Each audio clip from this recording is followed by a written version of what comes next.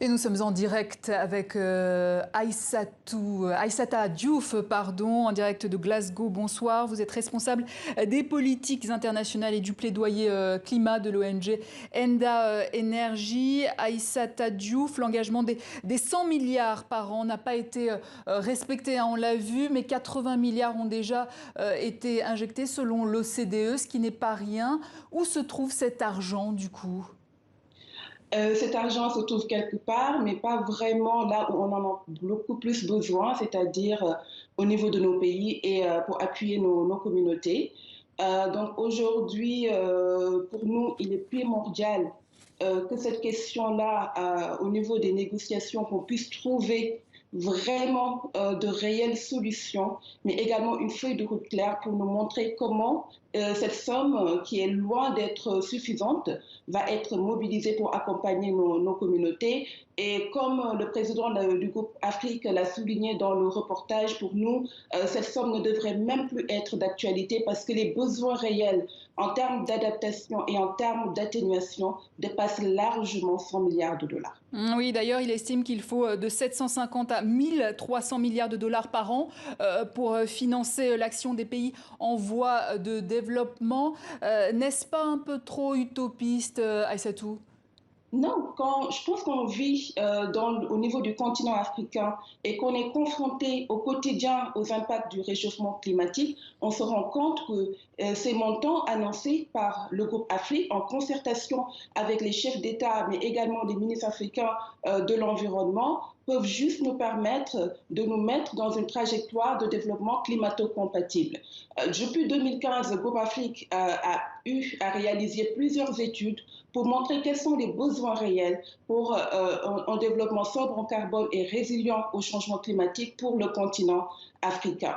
Donc, même les rapports des Nations Unies, par exemple, le rapport du Programme des Nations Unies pour l'environnement, nous dit uniquement pour l'adaptation, on aurait besoin entre 70 et 100 milliards de dollars d'ici 2030. Et le PNUE estime que ces chiffres sont sous-estimés et qu'on devrait les multiplier par 3.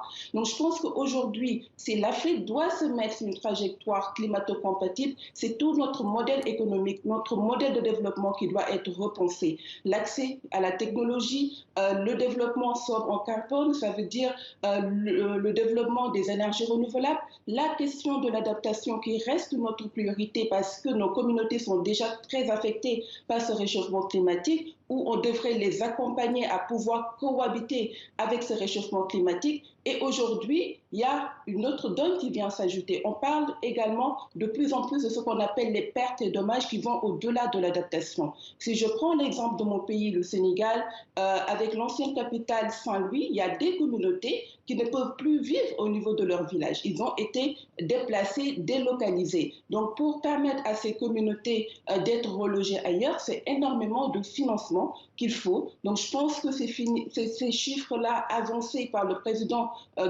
du groupe Afrique ne sont ni utopiques ni énormes. Ça correspond juste à notre réalité, à notre quotidien. Si on veut vraiment combattre l'urgence climatique et s'inscrire dans une trajectoire... Mais Madame Diouf, on a entendu les premiers discours à la tribune de la COP26 aujourd'hui. La France plaide par exemple la solidarité internationale. Or, elle-même n'a pas respecté les accords de Paris. À quoi servent alors ces beaux discours et cette 26e COP ? Les beaux discours ne servent à rien. Je pense que les chefs d'État et de gouvernement des pays développés ont entre leurs mains le pouvoir d'agir et ils doivent agir.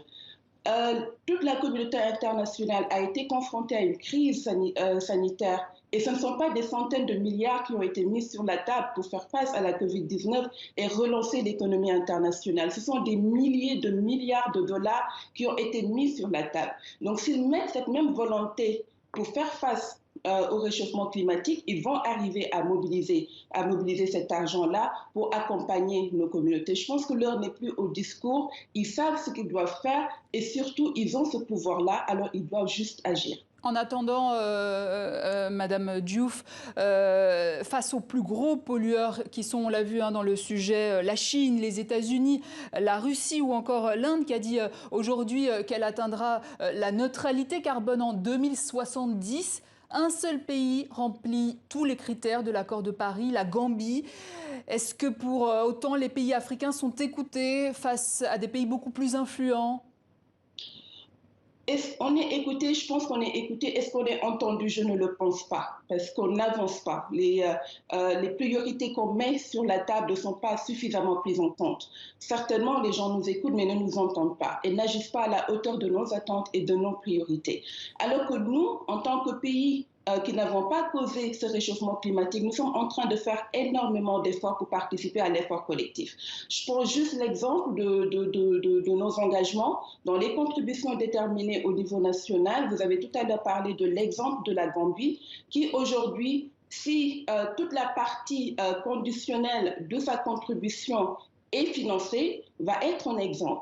Donc tous nos pays, que ce soit le Sénégal, la Côte d'Ivoire, le Bénin, etc., nous avons pris des engagements pour participer à l'effort collectif de réduction des émissions de gaz à effet de serre, mais d'accompagnement de nos communautés en disant que il y a une partie de ces contributions-là que nous allons prendre nous-mêmes en charge avec l'appui ou non de la communauté internationale. Alors que le continent, c'est moins de 5% des émissions de gaz à effet de serre. Donc ça montre notre bonne volonté à participer à cet effort collectif. Donc ce que nous attendons également des autres, qu'ils prennent des engagements à la hauteur de l'urgence climatique, mais également qu'ils nous accompagnent dans nos trajectoires de développement. Parce que justement, Madame Diouf, il nous reste vraiment quelques secondes.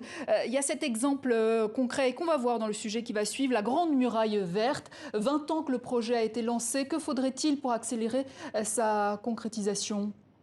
Redimensionner le projet, impliquer davantage les communautés pour que ce grand projet continental puisse également répondre à leurs besoins et à leurs priorités, pas juste aux attentes politiques des leaders qui portent ce magnifique projet qui certainement peut avoir des impacts sur le long terme et sur les trajectoires de développement de ces communautés. Merci Aïssatou Diouf. Merci, je rappelle que vous êtes responsable des politiques internationales et du plaidoyer climat de l'ONG Enda Energy.